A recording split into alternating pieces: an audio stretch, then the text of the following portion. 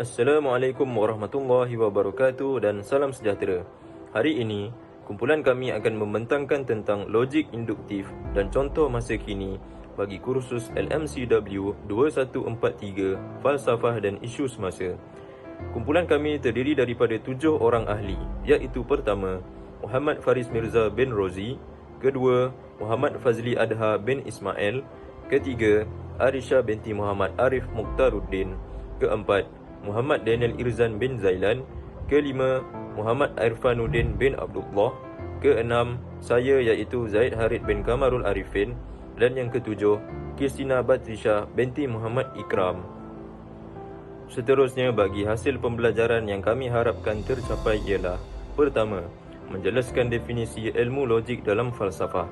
Kedua, menjelaskan peranan ilmu logik kepada seharian kita dan juga kepada agama. Ketiga, menyatakan maksud logik induktif dan juga prinsip-prinsip di dalam logik induktif.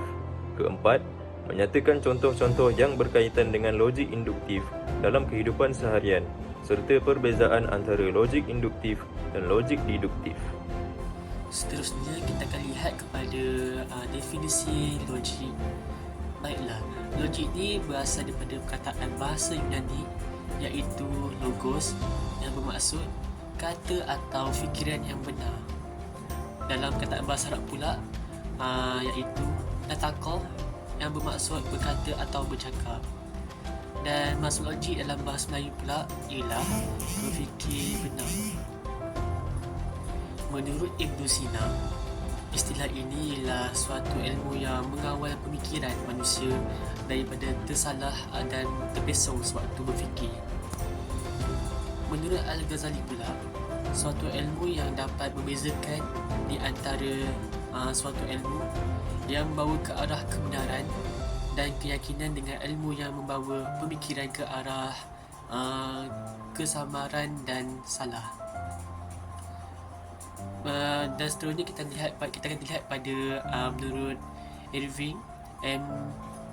Chope dan Karl Carton, iaitu satu kajian tentang kaedah dan prinsip yang menyiasat secara sistematik yang mana boleh digunakan untuk bezakan antara pemikiran yang betul atau salah.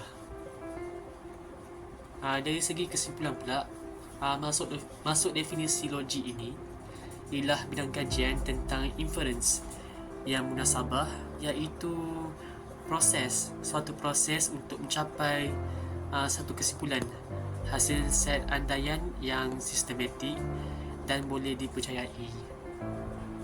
Seterusnya, kita pergi kepada peranan logik dalam kehidupan dan Islam. Yang pertama, dapat membuatkan seseorang mampu membezakan antara baik dan buruk. Ini adalah manfaat yang paling asas dalam ilmu logik. Yang kedua, dapat membuatkan daya pemikiran seseorang itu lebih tajam dan lebih berkesan melalui latihan-latihan berfikir dan menganalisis secara ilmiah. Yang ketiga, boleh menjadikan seseorang bijak berfikir dan mempunyai hujah tersendiri untuk berdebat serta membidas kata-kata yang tidak masuk akal. Yang keempat, salah satu ilmu berbentuk teori yang dijadikan prinsip untuk menilai dan mengetahui maklumat sesuatu yang belum diketahui melalui maklumat yang sedia ada. Dan yang terakhir, peranan logik dalam kehidupan Islam adalah dapat mengelakkan seseorang daripada dikuasai oleh hawa nafsu dan prasangka yang tanpa asas yang sangat kukuh.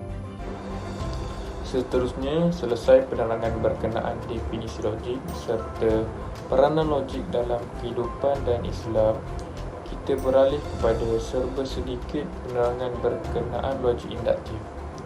Logik induktif merupakan kaedah induktif yang mana keterbalikan daripada kaedah deduktif.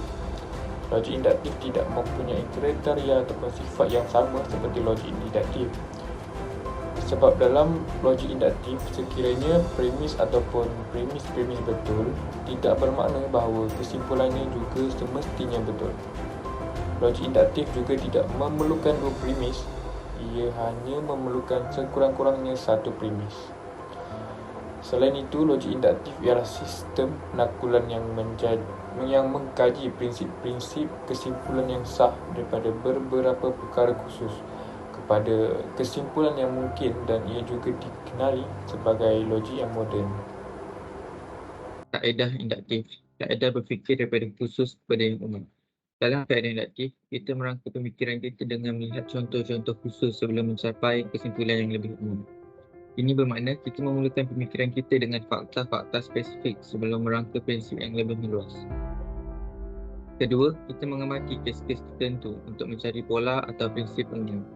Teori-teori kemudian dibentuk berdasarkan fakta-fakta yang dikumpulkan untuk membawa kita ke arah pemahaman yang lebih mendalam tentang hubungan antara kes-kes tersebut. Ketiga, kita meneliti dan menganalisis data yang sedia ada dengan teliti. Kita kemudiannya membina hipotesis untuk menjelaskan hubungan antara data-data tersebut. Dan kesimpulan yang dihasilkan adalah sentiasa bersifat umum, merangkumi idea-idea yang dapat diterapkan dengan luas. Dan terakhir, kelebihan utama kaedah induktif adalah keupayaan untuk menghasilkan prinsip dan teori baru. Proses ini dibimbing oleh pengalaman yang telah dialami, membolehkan kita membina pemahaman yang lebih mendalam dan meluas tentang dunia di sekeliling kita. Ia mencorak pemikiran kita melalui interaksi dengan fakta-fakta konkret dan pengalaman empirikal. Hai, Assalamualaikum. Nama saya Kisna Patricia dan saya akan memberikan beberapa contoh logik induktif. Okey, contoh logik induktif dalam sains: apabila matahari terbit, udara bumi akan makin panas. Jadi, cahaya matahari membuatkan suhu bumi meningkat. Okey, yang kedua, dalam olahraga, apabila satu tim bola sepak itu menjalani latihan tambahan, performa mereka meningkat. Jadi kita dapat induksikan bahawa latihan tambahan itu memberikan kontribusi kepada peningkatan performa mereka. Dan yang ketiga, dalam bisnes, apabila satu perusahaan itu mengadakan penjualan besar-besaran, maka hasil jualan mereka akan meningkat. Jadi apa yang kita dapat induksikan adalah dengan adanya jualan besar-besar itu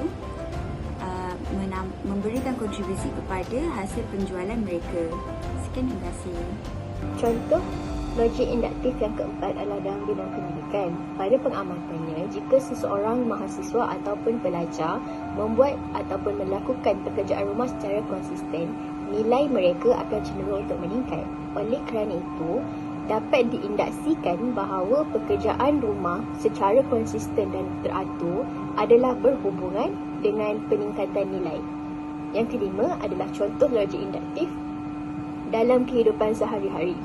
Pada pengamatannya, setiap kali anak-anak kecil ataupun kanak-kanak membaca buku sebelum tidur, mereka akan tidur lebih cepat. So, jadi dapat disimpulkan di sini bahawa membaca buku sebelum tidur mungkin akan membuatkan kanak-kanak lebih mengantuk ataupun lebih cepat untuk tertidur. Dan contoh logik induktif yang terakhir adalah dalam bidang linguistik. Pada pengamatannya, jika seseorang itu mahir ataupun mampu untuk belajar 2 bahasa atau lebih, mereka akan cenderung memiliki kemampuan komunikasi yang lebih baik. Jadi kesimpulannya, dapat disimpulkan di sini bahawa belajar lebih daripada 2 bahasa ataupun lebih dari 1 bahasa dapat meningkatkan kemampuan komunikasi. Bagi perbezaan logik induktif dan diduktif, kita boleh lihat di mana untuk logik diduktif akan membuat satu kesimpulan yang khusus melalui beberapa pernyataan-pernyataan yang umum. Manakala untuk induktif akan membuat satu kesimpulan yang umum melalui pernyataan-pernyataan yang khusus. Jika dilihat pada gambar rajah, kita boleh lihat di mana kedua-dua logik ini menggunakan pendekatan yang berbeza. Di mana untuk diduktif menggunakan top down style, manakala untuk induktif menggunakan bottom up style. Jika dilihat pada gambar rajah, sebelum logik diduktif membuat satu kesimpulan yang khusus, akan melalui beberapa fasa.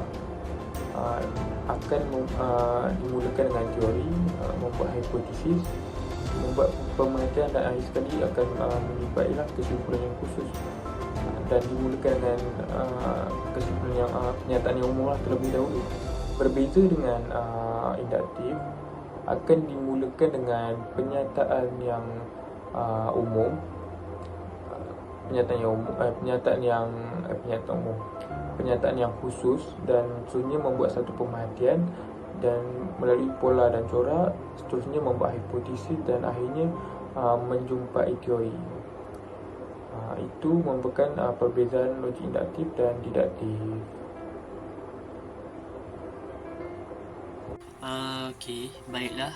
Berdasarkan hasil pembentangan kami dapat simpulkan bahawa logik induktif ni dapat dilihat pada pola atau hubungan spesifik yang mana ditemukan dalam data atau pengamatan tertentu.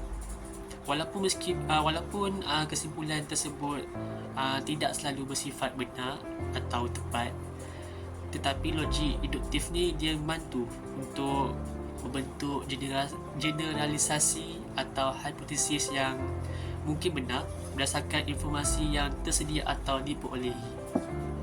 Sekian daripada kami. Terima kasih.